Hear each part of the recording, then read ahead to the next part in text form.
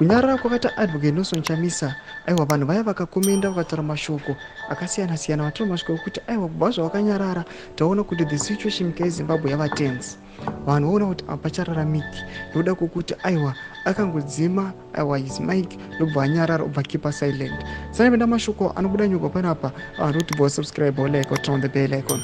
Tichipinda pahendo ya Admire Mupemo moza kuti aiwa is one of the guys vari kumirira vanhu vanomirira naAdvocate Nelson Chamisa. Anobuda nyora achiti if the fridge is on, zvinhu zvinenge zvirimo zvinenge zviri bo, asi ukaidzima for days zvese zvinoora, zvinotanga kunhuhwa, zvoraswa, kunongosara isu zvigubhu zvemvura zvisingaori.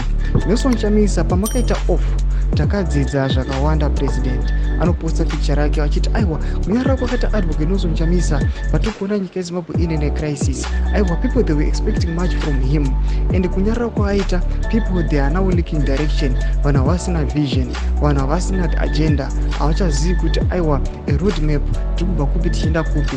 Vakomana panapa vanotungamirwa naAdvocate Nelson Chamisa vari kutaura mashoko ekuti aiwa kubva paakanyarara aiwa zvinhu zvise zvaenda musango, vachikola kuti aiwa ngaasimuke, Nelson Chamisa ngaapinde tione kuti aiwa change yaitika nyika yeZimbabwe. Vakwanisa kuona kuti aiwa address all these issues avari kuona kuti people they are suffering nyika yeZimbabwe nokuda kwemafactors akawanda, kungava for the regime kana zvinhu zviri kuitika munyika yedu nyika yeZimbabwe. Mbutidzai mafungiro enyu munoti kudii pamusoro pemashoko anobuda nyora panapa. Aiwa pinda comment section medu mutidze mafungiro enyu, subscribe or like, turn on the bell icon.